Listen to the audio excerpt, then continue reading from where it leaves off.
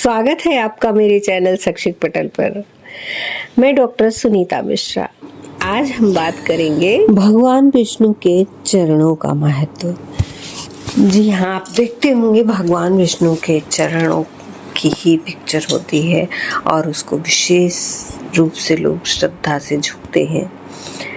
किसी ने सही कहा है, भगवान के पाँव में स्वर्ग होता है, उनके चरणों जैसी पवित्र जगह और कोई नहीं है। इसीलिए तो लोग भगवान के चरणों का स्पर्श पाकर अपने जीवन को सफल बनाने की होड़ में लगे रहते हैं।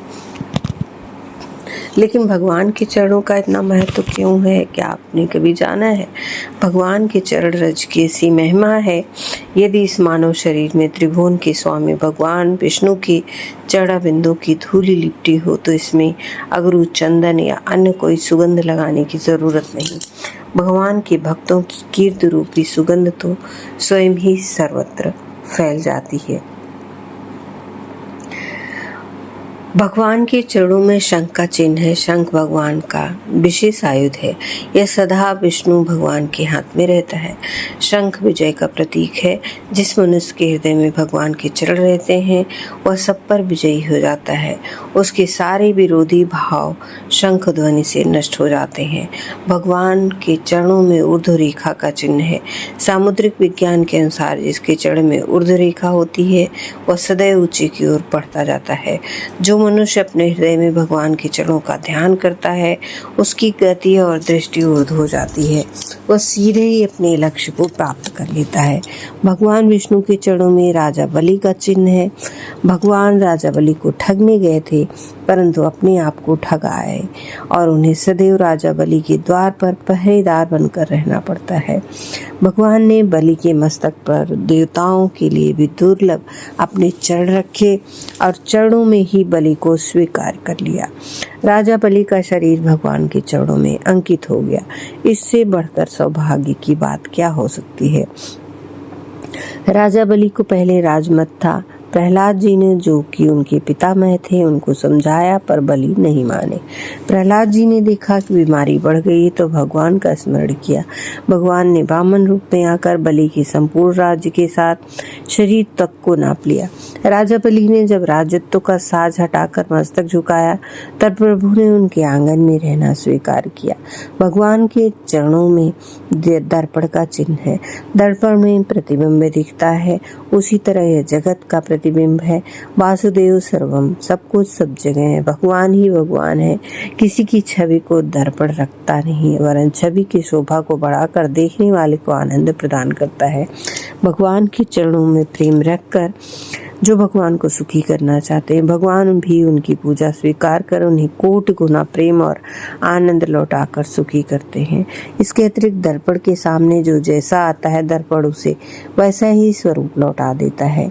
भगवान के चरणों में जो जिस भाव से जाएगा भगवान उसका वह भाव उसी रूप में प्रदान करेंगे। गीता में भगवान ने कहा है, ये यथा मां प्रपद्यन्ते तथैव भजाम्यहम्। जो जिस भाव से मुझे भजता है मैं भी उसे उसी तरह भजता हूँ।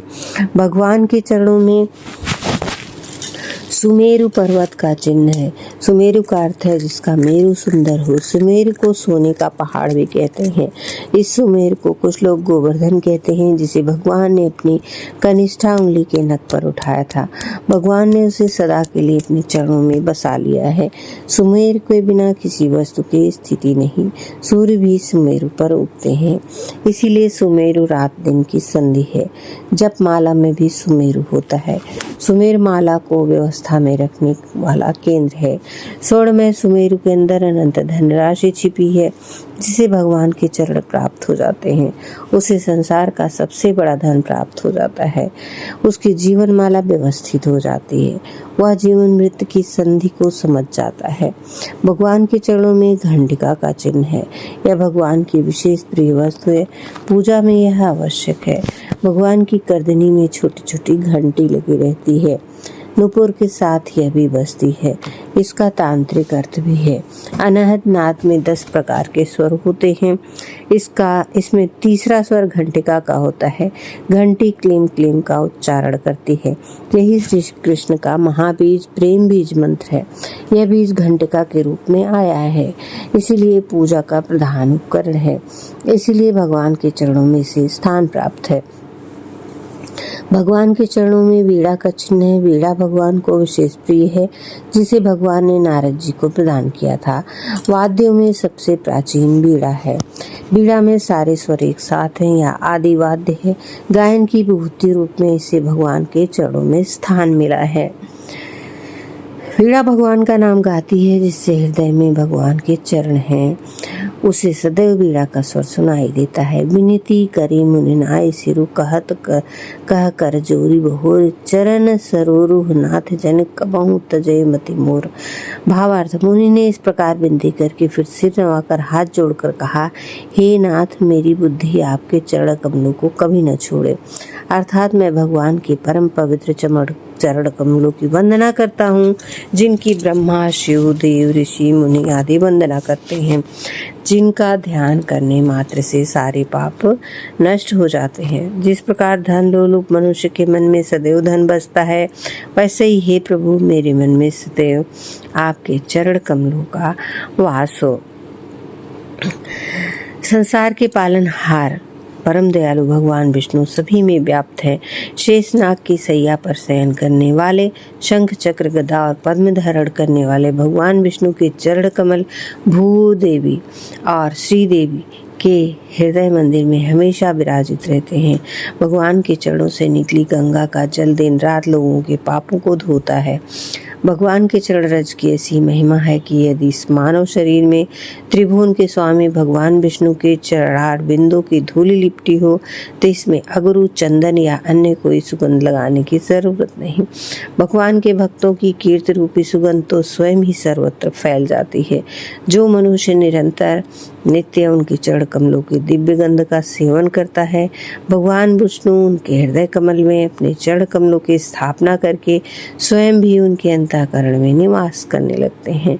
भगवान के चरण कमलों के प्रताप से ही उनके सेवकों का मन भटकता नहीं, उनके मन की चंचलता मिट जाती है और पापों का नाश हो जाता है। भगवान विष्णु के चरण कमलों का ध्यान करने मात्र से व्यक्ति अपने भवबंधन से मुक्त हो जाता है और भगवान विष्णु की उसे कृपा मिलने लगती है।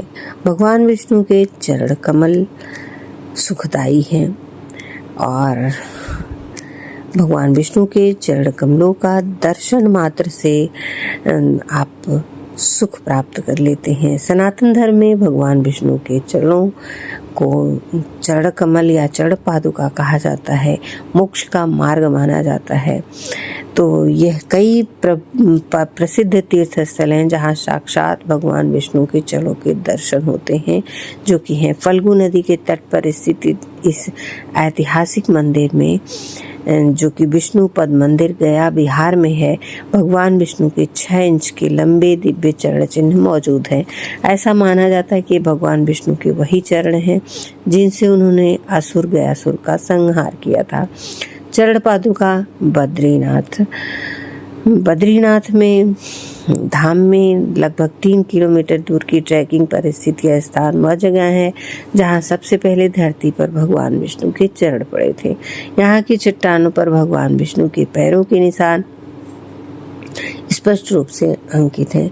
भरत मंदिर ऋषिकेश उत्तराखंड, यहाँ स्थित भगवान विष्णु ऋषिकेश नारायण के चरणों के दर्शन साल में केवल एक बार अक्षय तृतीया के दिन ही भक्तों के लिए मिलते हैं।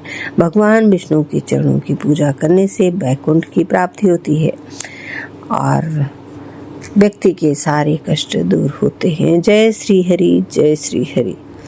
अगर आप शैक्षिक पटल पर नए हैं तो चैनल को सब्सक्राइब जरूर करें और साथ ही बेल आइकन प्रेस कर दें, जिससे आने वाले वीडियो की नोटिफिकेशन मिलती रहे। और वीडियो को अंत तक जरूर देखा करें। वीडियो को लाइक करें, ज़्यादा से ज़्यादा शेयर करें, अपने बहुमूल्य सुझाव कमेंट बॉक्स में अवश्य दें। आपके सुझावों का विचारों का हमें इंतज़ार रहता है। वीडियो को ज़्यादा से ज़्यादा लोगों तक पहुंचाएं, अपने दोस्तों, मित्रों, रिश्तेदारों में शेयर करें, उनसे सब्सक्राइब करवाएं। धन्यवाद, नमस्कार।